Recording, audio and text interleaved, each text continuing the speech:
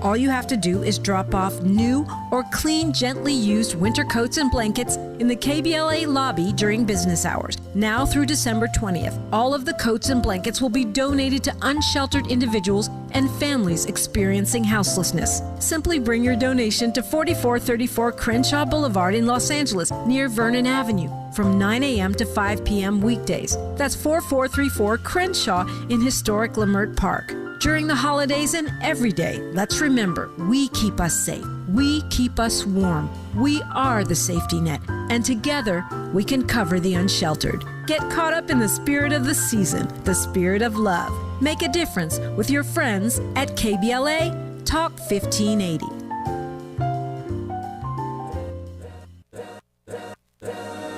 All's my life I has to fight. All's my life hard times like bad trips like Nazareth, I'm f***ed up, homie, you f***ed up, but if God got us, then we gon' be alright. We gon' be alright. We gon' be alright. We gon' be alright. Do you hear me? Do you feel me? We gon' be alright. We gon' be alright. Huh? We gon' be alright. We gon' be alright. Do you hear me? Do you feel me? We gon' be alright. And when I wake up, I recognize you looking at me for the pay cut. Bahamas, I be looking at you from the face down. One Mac 11, even boom with the bass down. Scheming, and let me tell you about my life. Painkillers only put me in the twilight. With pretty Benjamin is the highlight. I tell my mama I love her, but this what I like. Lord knows, 20 of them in my Chevy. Tell them all to come and get me, reaping everything I sow. So my karma come in heaven, no preliminary hearings on my record. I'm a gangster in silence for the record. Tell the world I knew it's too late. Boys and girls, I think I've gone great. KBLA Talk 1580. I could just forget I'm on the radio and just be listening to Kendrick Lamar.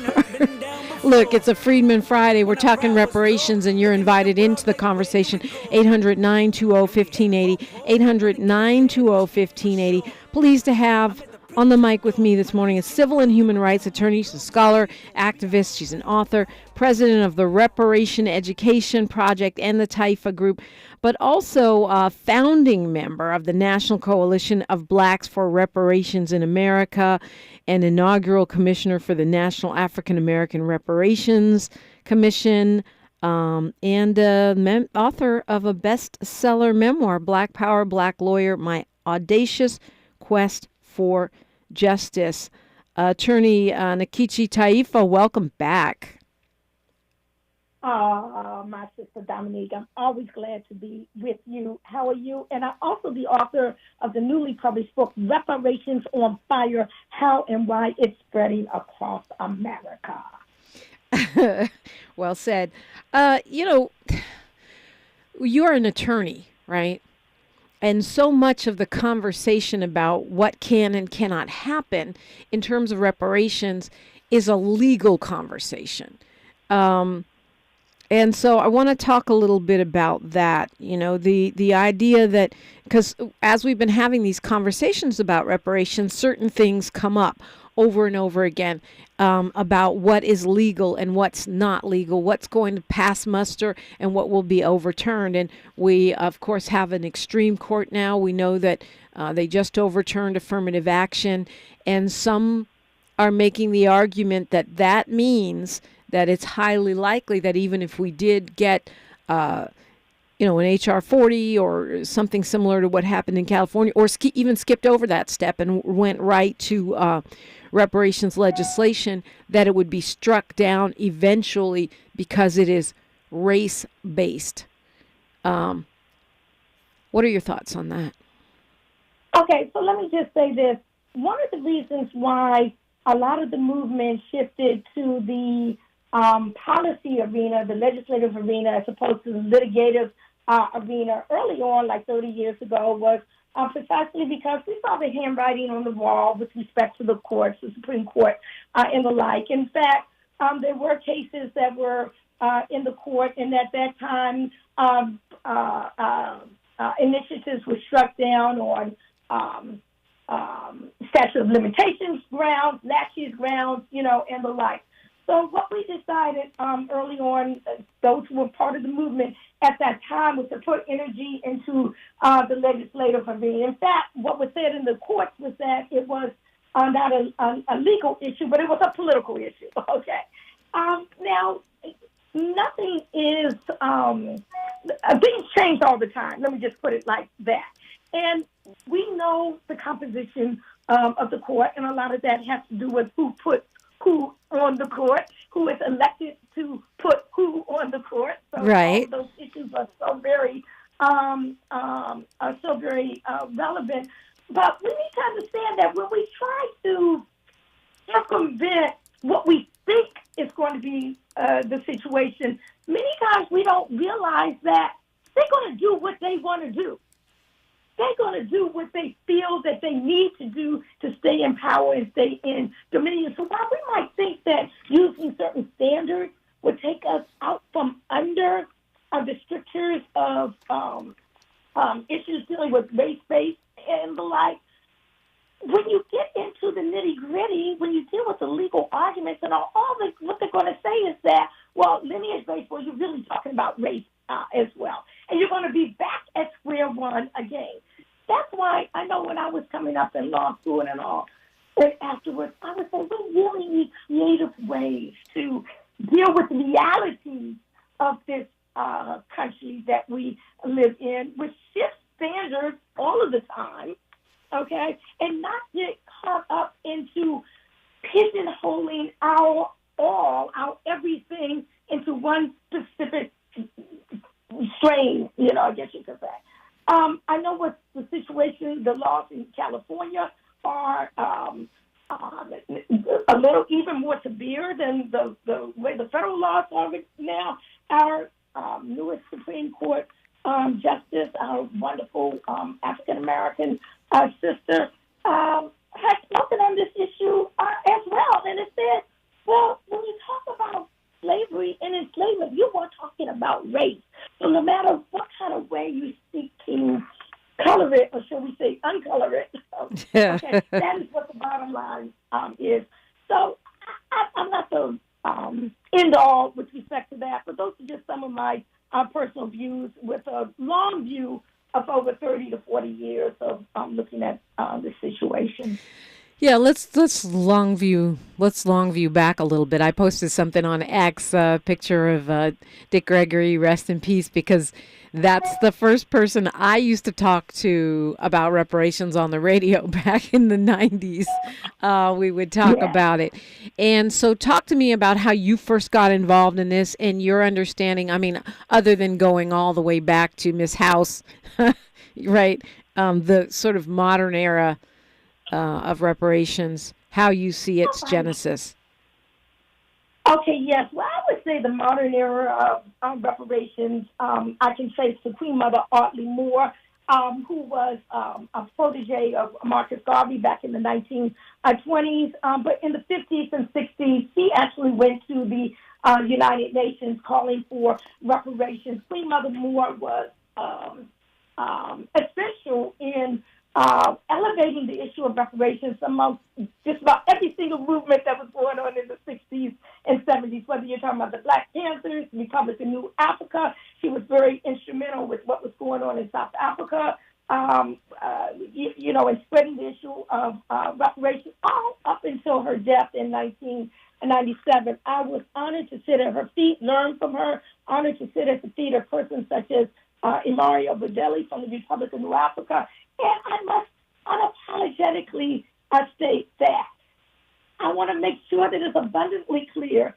that the issue of reparations in the modern era of what the progeny of the radical revolutionary left, okay, the movements that moved and grooved me, I guess you could say, the Republic of New Africa that said we claim no rights from the United States other than those rights emanating to oppress people wherever we may be in the world. And these include the right to damages, reparations due us. The Black Panther Party, point number 3, talking about 40 acres, and where they talked about 2 mules. I'm not quite sure where the 2 came from. But even the civil rights movement, James Foreman from Student National Coordinating Committee, interrupted Sunday service in 1968 at Riverside Church in New York, calling on churches and synagogues to pay up reparations.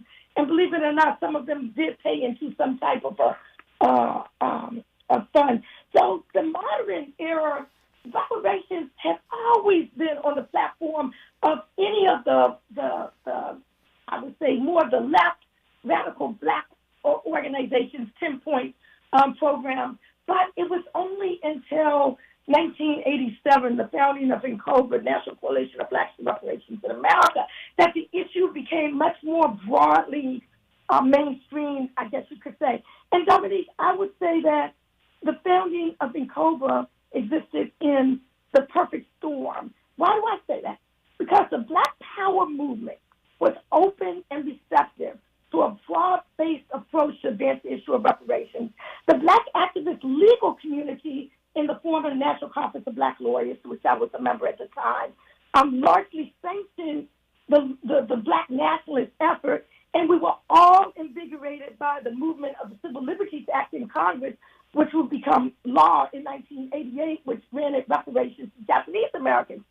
So it was in the throes of this very fertile environment that the organization NCOBRA picked up the long-standing mantle of justice. It reinvigorated the demand for reparations for the descendants of Africans enslaved in the United States. It broadened the concept through massive public education, accompanied with legislative and litigative-based initiatives. So this was all before the 20th century.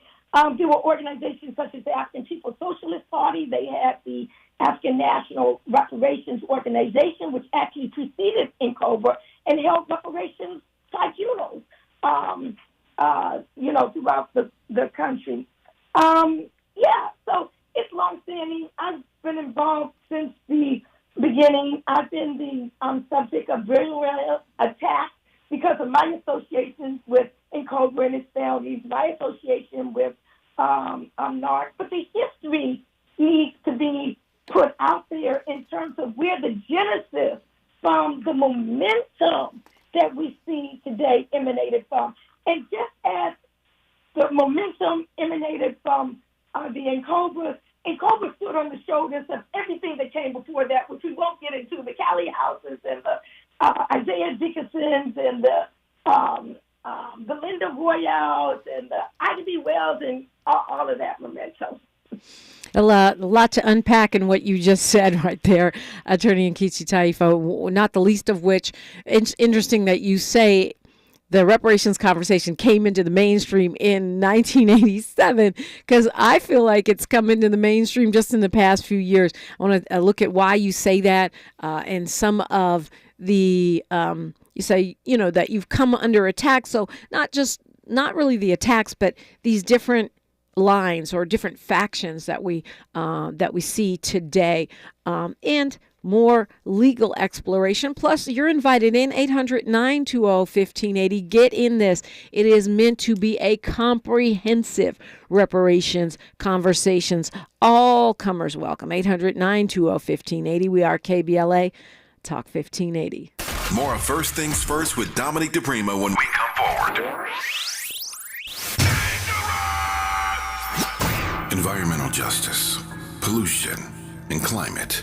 In Los Angeles and across America, people of color are suffering and dying from disproportionate health impacts on a planet that has less than 10 years to prevent irreversible damage.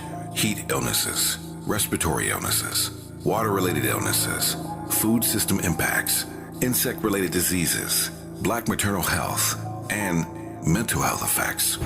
As the impacts of climate change mount, millions of vulnerable people, our people, are going to bear the brunt of these extreme environmental events, which will likely lead to forced displacement, loss of cultural identity, and other related risks.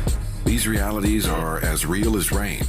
Stay tuned to KBLA Talk 1580 for more details about the most progressive multimedia and live events campaign any Black media outlet has ever undertaken to combat the climate catastrophe. Experts, events, empowerment. It's all on the way from unapologetically progressive KBLA Talk 1580. We don't black down. We level up. Level up, level up, level up, level up, level up, level up, level up, level up, level up, level up, level up, level up, level up, level up, level up, level up. She's so smooth, so... I'm interrupting my own shower to remind you to treat your skin like the queen she is with Olay Hyaluronic Body Wash, packed with Olay's highest level of vitamin B3 complex. It's so moisturizing that it will give you visibly smoother, head-turning skin in just 14 days. People wondering, how'd she get so smooth?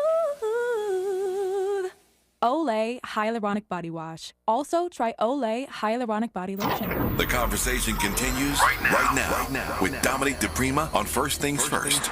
It does, and we're talking with a founding member of NCOBRA, an author, Nkechi Taifa, attorney, I should say, also. So a lot of people have this conversation, about the legalities, and you kind of said that they, and I'm assuming you mean the courts and the government, are going to do what they do. One of the conversation pieces, which seems to also denote different factions within this movement, is about terminology. Some people say that if we call ourselves black, that invites everybody in the world in to receive reparations that are due black Americans. Some people say we need to be American descendants of slaves. Others say freedmen. Some say Negro, that because Negro is the terminology that's used in a lot of those, special field order 15 and such, that it needs to be that in order to have legal standing. How do you feel about that conversation? I'm leaving out a couple of terms, I'm sure. But right. You know what I'm talking about. Yeah, okay. So first, let me just respond to one thing you said just before the break about the mainstreaming. I want to clarify that. When I say that the reparations movement became mainstreamed or started possibly being mainstreamed in 1987 with the founding of NCOBRA, what I was speaking of was that it was squarely within the revolutionary fringe, 5 states in the Deep South. ABC 1, 2, 3. So when I use mainstream in that connotation, I'm saying it's reaching out more to the black professionals, to lawyers, to psychologists, to psychiatrists, Right. Okay. I see what you're saying. In moving outside of a radical sort of left community into sort of the mainstream of black thought. That's what you're talking about. Okay. That's what I was talking about. So then, since 2020, that's when it's become more kitchen tabletop conversation amongst society as a whole. Where I have white interns at the organization I used to work with talking about Ta-Nehisi Coates' article in the Atlantic magazine talking about the issue of reparations. So at that point, it began moving into a whole different era. Right. Okay, so dealing with language and terminology, it's kind of funny. I kind of laugh a little bit because I'm marrying these two things, i.e. the revolutionary fringe from which I emanated, to the realities of what's going on today. Again, there's no secret. My my background is from the revolutionary fringe, where we called ourselves New Africans, okay? We called ourselves a new branch of the African the population on this side of the Atlantic Ocean with our own unique history and culture, ABC 1, 2, 3, okay?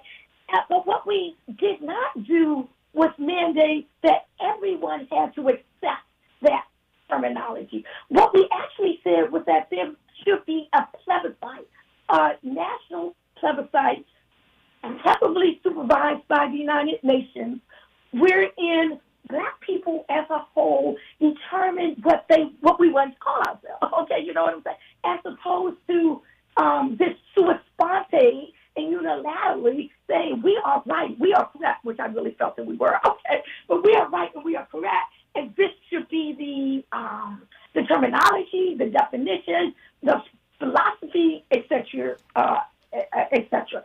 So we did not do that, okay? And in fact, in order to mainstream, even some mainstream black people, professional black organizations, civil rights organizations alike, we knew it would be the death knell of the issue to do that.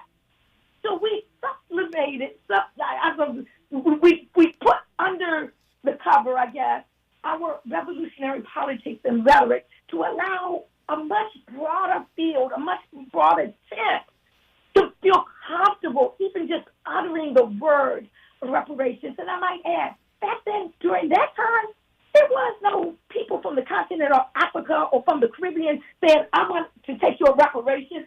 In fact, it's just so, when I hear all of this talk today in this quote-unquote supposed fear today, I still don't hear that from other parts of the African family who happen to reside in this country now. But be that as it might, let's move on up through to today. There is a tendency to, I'm going to use the word, Dominique, and I know you have folks on your show, and I know you're probably going to get a lot of calls because, there's a lot of bullying, bullying, because I know my words don't always, there's a lot of bullying going on in the reparations movement. And a lot of it is over language issues. Right.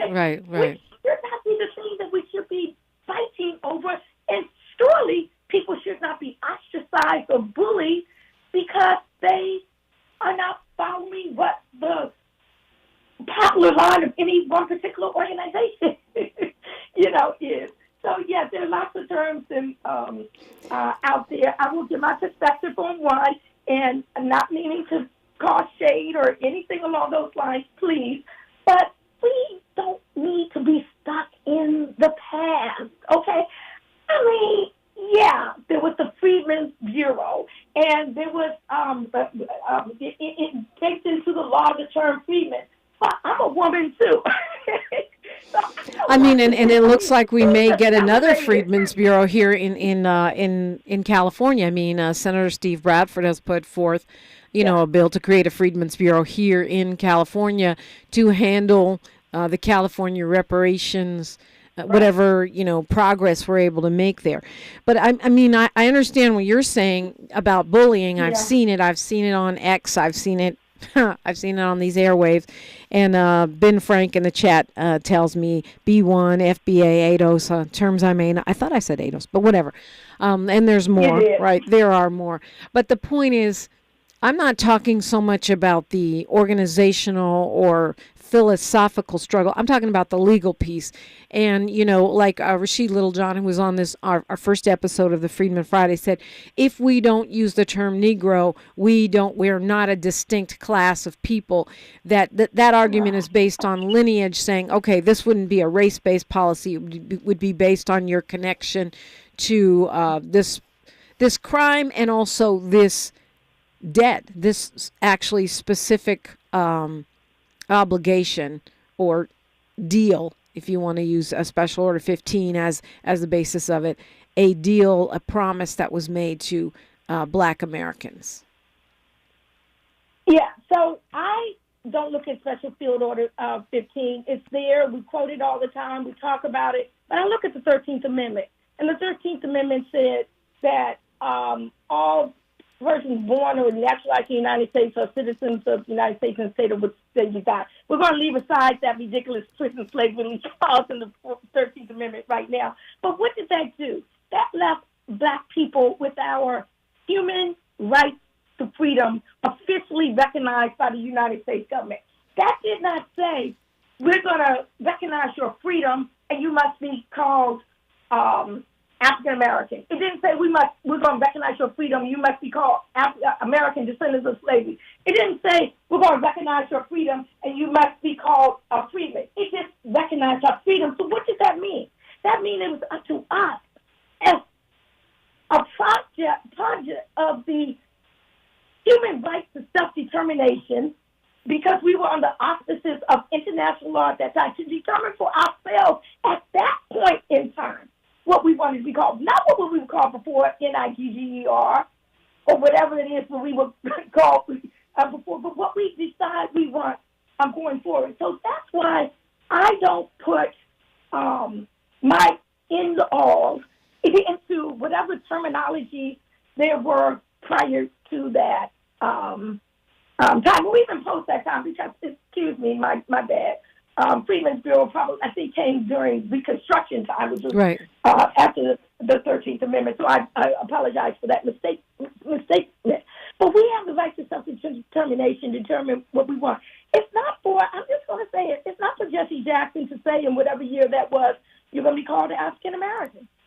Okay? I mean, everybody didn't agree with that. It was not the result of an official plebiscite of decision of all the people. Just like American descendants of slavery terminology today, it's not the result of a plebiscite, with respect to black people. And no, I don't feel that we will be obliterated of our claims if we don't call ourselves Negroes or freedmen or whatever. Right. So you reject the idea that there's a legal gravitas to those words that makes it more likely that we would win and be able to sustain reparation in the legal system. You reject that argument.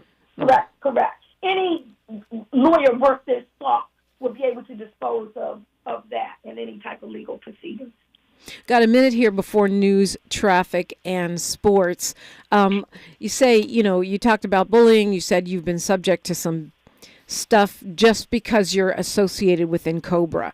Well, not only that, Dominique, people didn't even know who I was on social media just because of my name.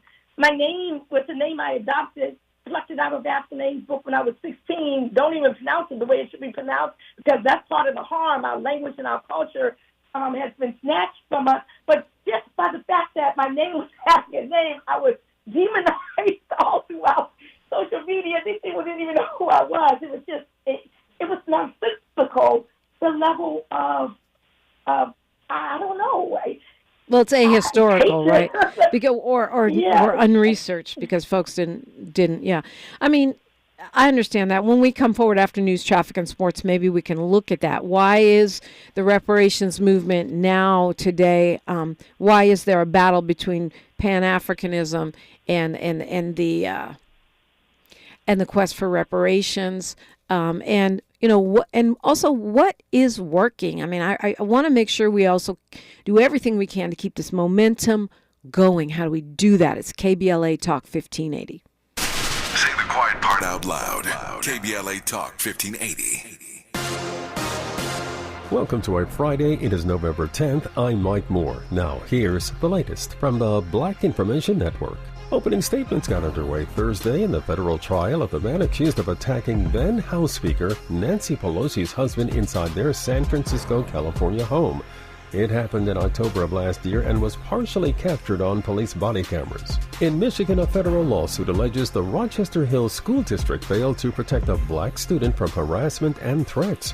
The suit was filed this week on behalf of a middle school student at West Middle School.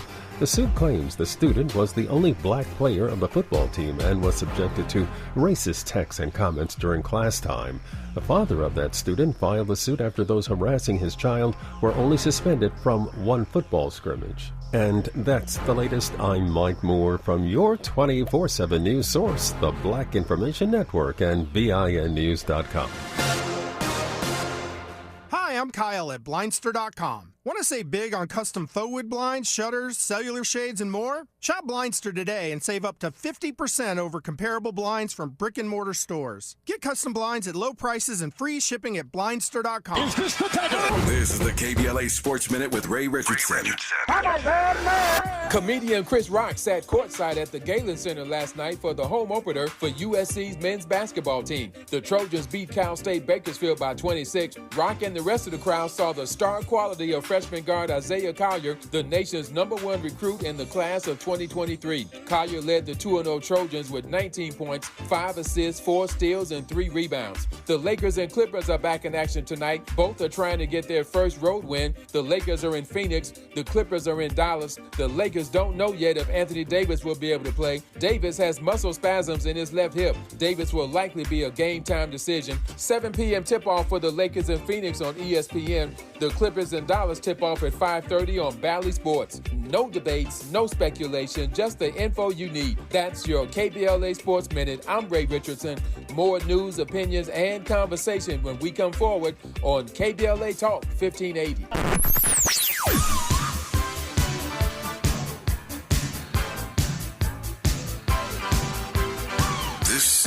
KBLA Talk 1580. Talk radio that's music to your ears. We're unapologetically progressive.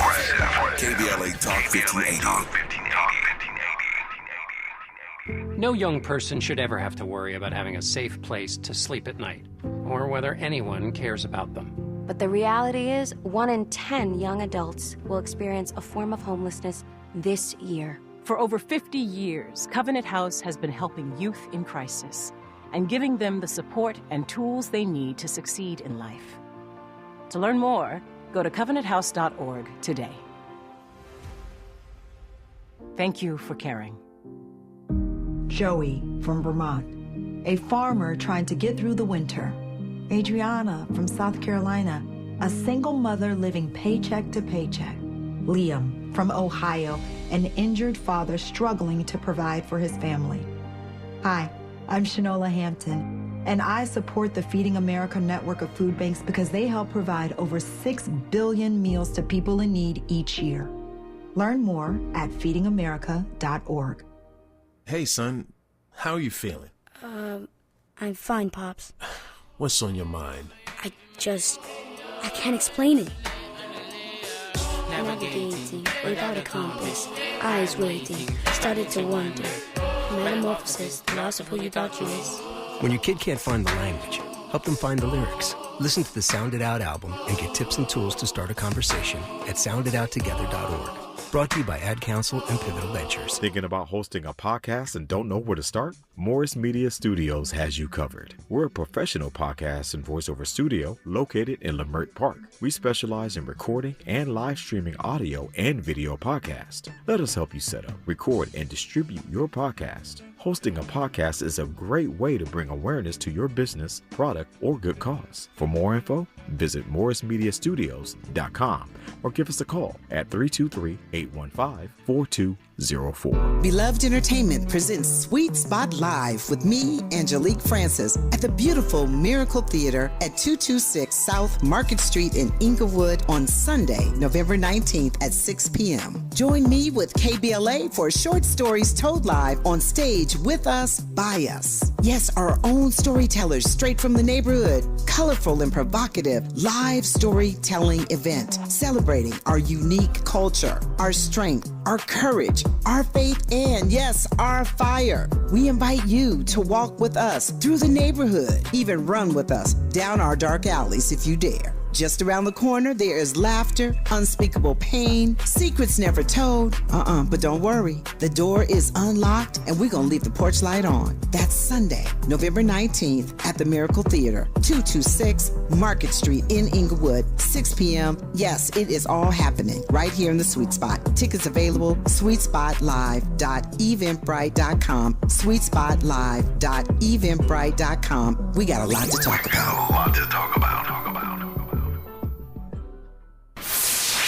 We're not for everybody, but we're for everybody. You're listening to KBLA Talk 1580. We're talking with attorney Nkechi Taifa. The show is Freedmen Friday. We do this every single Friday now in the second hour of the show, and you are always invited into the chat at youtube.com, KBLA 1580, or on to the phone, 800-920-1580, 800-920-1580. Molly Bell is calling us from the city of Compton. Good morning, Molly Bell.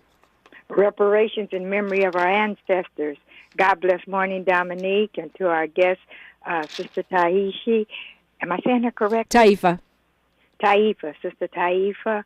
Glad to have you on, and to the reparations, to the KBLA delegation, and of course the chat room, and all that are there. The beginning of this week, Sister Taifa, one of our Miles Lowe, he does a lot of music for KBLA, and he's a musician himself. And one of the songs that he played, he said, "I never gave up on myself, and don't you give up on yourself." We have got to never give up on ourselves. I love NCOBRA. I learned about it. I'm 76 years old, and I was a young girl when I first heard of when I first heard of NCOBRA. And may I just say I love NCOBRA simply because I just love the way that it is built, Dominique. NCOBRA, the symbol, the link in the chain. And you know, Mr. Peoples, we would always say, I'm a link in the chain, and the chain will not be broken by me. And then there's the snake climbing a palm tree, performing something that's unusual and impossible. That's us. And then there's the word that says, God, there's something in heaven. Let's reach it, the symbol of hope. And I'm just saying that for us, we filed this with the Library of Congress. It says, what is reparation? Reparation is repair. What is repair? Whatever it takes to make us whole. That might be money. It might be land. It might be no taxes. It might be a grant. Whatever it takes to make us whole, that's what we want. And we say, how do we know what we hold? We know what the Constitution said about 3/5 of a person. I know they meant it like in just counting, but that's the term that they used for us, that we were 3/5. And finally, we say that who should get reparation? Descendants, Dobas, descendants of black African slaves. And I've met so many of the women back in the day who were part of the reparation movement. And I'm asking you, hold on, be strong. We've got to find better ways to come together. New folks are coming up, and that's okay. That's okay. Snakes have new babies, so new babies are climbing up. New babies are climbing up the palm tree. We have a lot to go on. This is something important. I appreciate you being on Freedmen Friday, and don't let nobody turn you around. Don't nobody say NCOBRA is old or something else, because I've been married a couple of times, and I go by all those names, and I answer to them. So we as black folks, we have got to let nobody, don't give up on yourself, and don't give up on me. My only question to you is, what do you think that we need to do to unify all the different reparation groups so that we could stand as a mighty force, a rope, tied together? I'll listen to your comments off the air, and I always close like this. All you prayer warriors out there, you know what you've got to do. You've got to keep fasting. You've got to keep praying, because the struggle continues. But always, to God be the glory. Thank you, Dominique. Thank you, Molly Bell. I love her. Yeah, so may I provide an answer to her? Absolutely, query, yes. Dominique? Okay, because it also ties into what you asked before the break, just what are we doing that is working. And first of all, I love her thing dealing with prayer warriors. We need a whole lot of that right now. But one of the things I think we all need to put our egos up there on the shelf. Put our egos up there on the shelf so that we can really sit down as civilized people and have true, honest conversation. And I would like to use this opportunity on your show this morning, KBLA, to proffer something that I've not really talked much publicly about, even though it is in my book, Reparations on Fire, How and Why It's Spreading Across America. And maybe it might be a compromise to this whole issue of who is eligible, who is not eligible, et cetera, et cetera. And let me just take a moment.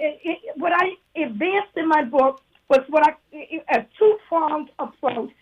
This is Nkechi Taifa talking. It's not NCOBRA. It's not NARC. It's not even my organization, Reparation Education Project. This was me without the benefit of any discussion or sit down, but I think it's time for that. And what I said was, I just put it in the book. I said, all people recorded as black in the 1970 census, the first after passage of the Civil Rights Act of 64 and the 65 Voting Rights Act, when the most egregious racially discriminatory laws were ostensibly eradicated, all people in that census and their descendants will be eligible for direct, i.e. cash, reparations payments in the U.S. at an amount determined by an official commission or task force or whatever developing reparations proposals. I said that such period encompasses the enslavement and Jim Crow apartheid errors with their attendant health, wealth, education, cultural, and punishment atrocities, as well as the obliteration of the right to self-determination of a political future. That was the first prong. The second prong was all blacks, including those described above, meaning those from the 1970 census and their descendants, as well as those entered into the U.S. Census after 1970, will be eligible for community, group, collective reparations in whatever form or forms were determined by whatever official commission that there is. And this will be in recognition of the continuing harms, living legacies, and new manifestations emanating from enslavement and Jim Crow, and also including the era of mass incarceration, which manifested post-1965. Now, why did I call that a compromise? It's because there seems to be this whole hoopla over folk who have just come to this country and whatever they might feel or might not feel about black folk who have been here and who can trace their ancestry and all like that.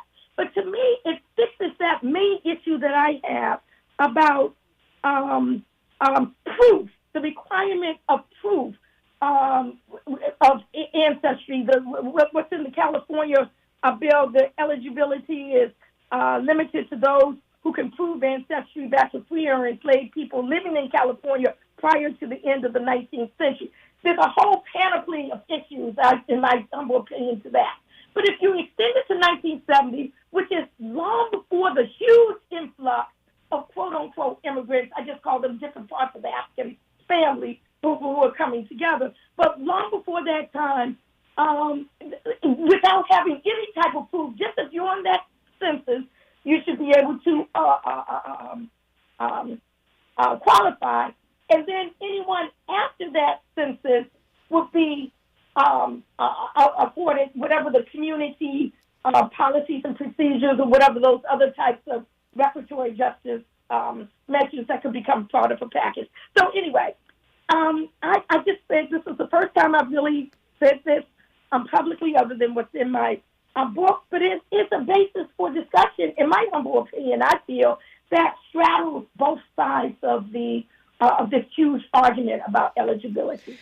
Right. So when we talk about lineage, that is the requirement that the California Task Force made. They say that they made that decision based on the idea that it would be it would be able to hold up legally.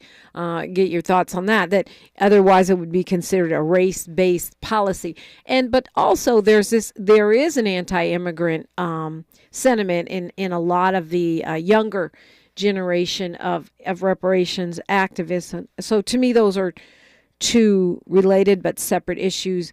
Part of my concern about the lineage model is based on what I call the welfareization of reparations, which is let me see your ID, get in this line. It's not, I don't think, and you can correct me when we come forward if this is not true of you. It's not because I want to hand out reparation to everybody in the world that's not a descendant of enslaved Africans in the United States or black people or FBA or whatever y'all want to call it, my ancestors here in the United States. It's because I would hate to see reparation turn into food stamps where we're dealing with a bunch of humiliation and paperwork, and the people that need it the most, the unhoused, folks that don't have those resources may end up getting left behind. That's my concern, but we'll continue to address those. But I think part of what's happened is that people, there is, a conflating of these issues. Look at that when we come forward, and also get the question. Molly Bell's question is also my question. What is working? What operational unity do we have? What ought we be doing to continue to move the ball forward? It's KBLA Talk 1580. She's reclaiming her time on KBLA Talk 1580. More First Things First with Dominique DePrima when we come forward.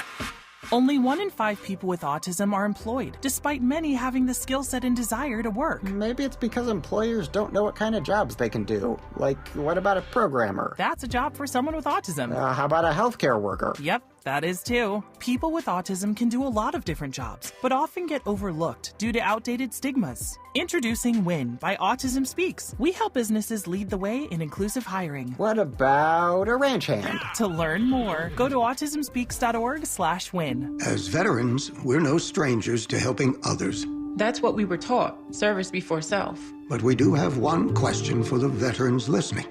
When was the last time you reached out for help?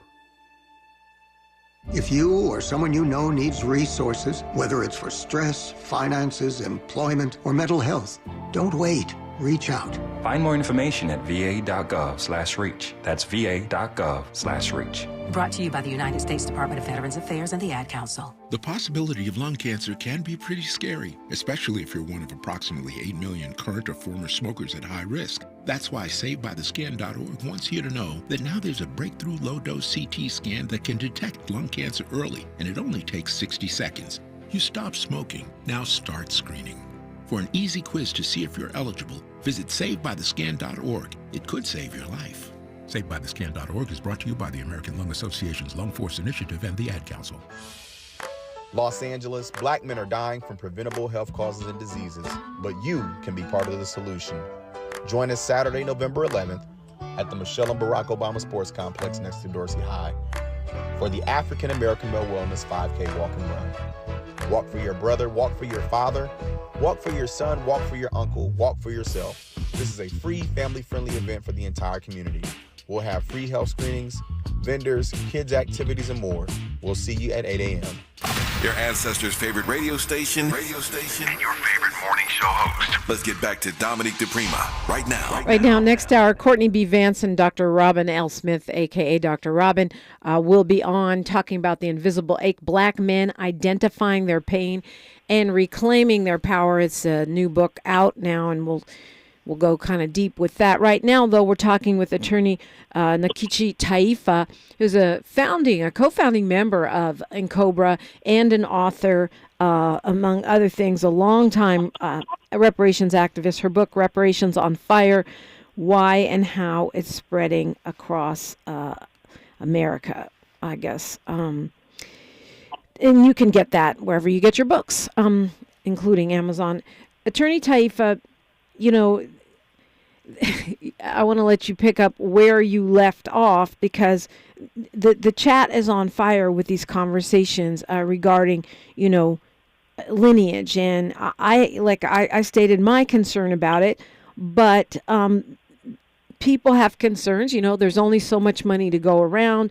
Anyone can say that they're black. Anyone can say they're enslaved, even if they're not black, if we just say it's based on, you know, being the descendants of slaves. And whatever the, whatever the organization, they have a different solution and a different argument. So explain that to me, like in terms of, from your perspective, when you say lineage, and why you think, you know, when you say, well, Pan-African, you know, why doesn't that just open the doors to everybody?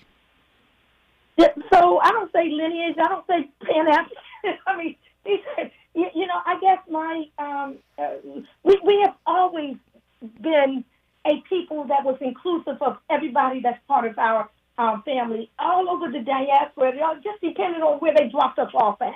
Right. You know, you go somewhere, we look the exact same. It's only when we start opening our mouths and we're speaking the particular colonizer's tongue that we know what that particular history is. Because our claim does not limit itself to the enslavement era, but for its living legacies that last down through to today. That is why we don't pigeonhole it solely within the enslavement era. Right, because it encompasses Jim Crow and other harms, right? Jim Crow, apartheid, and even down through to the lingering, the manifestations where you connect the dots back that are happening. Medical apartheid and all those, We keep asking about, what are we doing that's working? And I want to say, what you are doing with your show, KBLA, I'm on the East Coast, you're on the West Coast. What you are doing is part of what's working. You are bringing different sides of the issue of the conversation to a much larger public audience. I can't see the chat from where I am at. I'm on my phone. Maybe if I I'm scared to press any buttons because I'm Yeah, like, losing don't disconnect us, right? I can just imagine that the chat is on fire because I've been in chats before where I've spoken that has been very much on fire. But to provide a mechanism such as this, such as your Freedom Fridays or your Freedmen, excuse me. Well, I think I like Freedom Fridays. Whatever works for you. Will you bring in perspectives that you know are going to be controversial or that you know are going to be against some of the thinkings of some of the other people that you bring on board? That's part of what's working because we need more of that, okay? I personally, I'm going to be honest, I don't like debate. Really don't.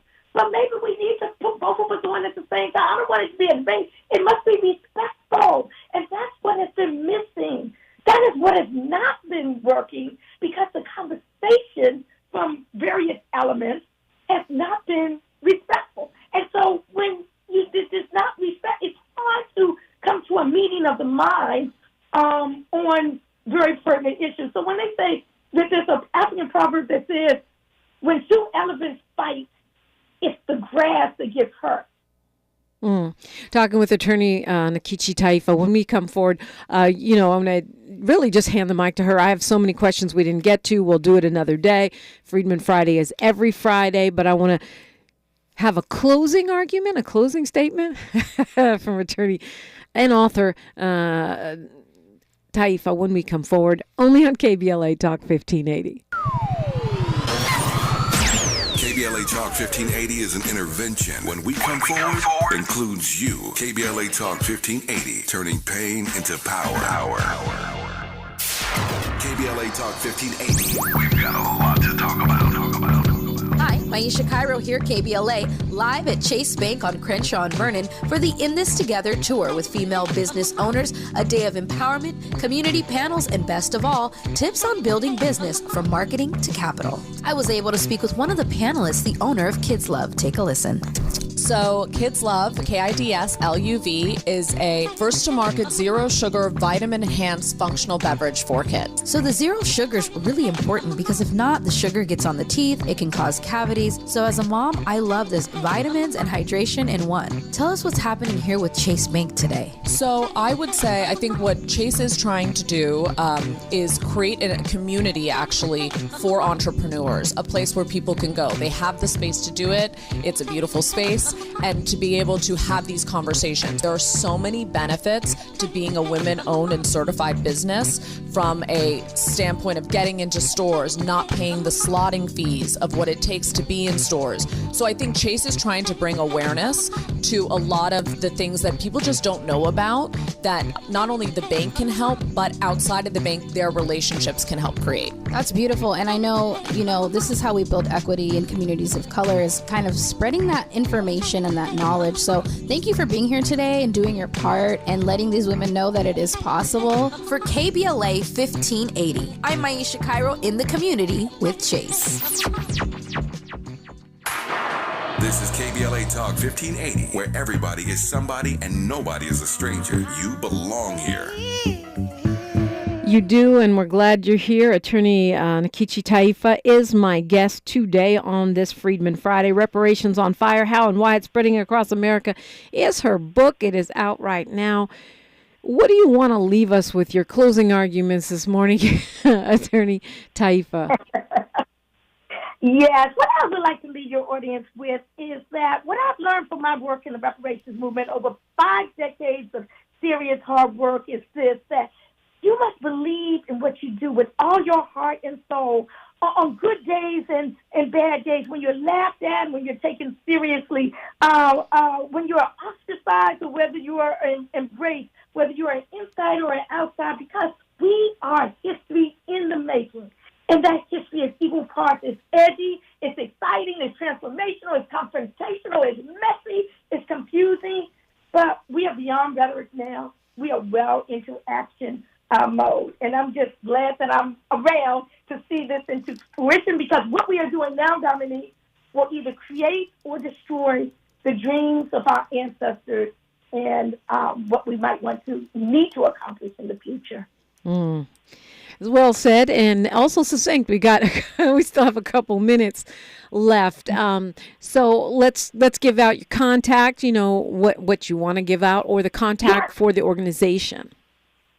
Yes, thank you. You can reach the Reparation Education Project, www.reparationeducationproject.org, and that's the reparation without the S. I also did a TEDx talk on reparations called Reparations, an Issue Whose Time Has Come. You just Google my name, Nkechi Taifa, and TED Talk, and that will come up. And it's basically a history of the issue from a personal flavor. I love that. And, I feel like when we talk about whatever it is, operational unity or, principled and... unity without uniformity. Right. Unity without uniformity. I mean, we can unite without singing the same song, but we need to be in tune. Yeah, we need to be in tune. Unity without uniformity, disagree without disrespect. But also, I mean, there are going to be political differences. There are political differences in every movement. I think they're more extreme here because you have some, MAGA folks and, as you say, some radical movement folks that both say they want reparations. Is it possible for people that are that ideologically distant to coalesce around such an important issue of common interest? I think there is, and I think it is. It lies in those terms we were just saying: disagreement without disrespect, unity without uniformity. We need to just come together as a family and recognize that we are a family, okay? And for the greater good, for our descendants who come after us, we need to get this thing together. And also, and policy over party, too. I mean, I really think that's super important for Black people because right now we're getting so polarized. Supposedly 22% of us are going to vote for Trump in 5 states, which may or may not be true. But when it comes to repair, restitution, and what is justice for Black Americans, and, and Black people wherever they are, that we didn't get to that. That's another show for another day. I think, we have to get past labels and get to results. Yes, I agree with that 100%. Getting past labels and getting to results. I'm confident that we will find a way to decolonize our minds so that we can stand on one united front on this issue. We're in a situation wherein it can slip away from us very, very easy. We are hitting down. I'm not even going to talk about the word fascism, but we're steamrolling through some things that we might not want to actually see manifest in the future, and so we need to get ourselves together. Attorney Taifa, thank you so much. As always, we are talking the invisible ache when we come forward. KBLA Talk 1580. KBLA 1580 Santa Monica. Welcome to our Friday. It is November 10th. I'm Mike Moore. Now, here's the latest from the Black Information Network. Opening statements got underway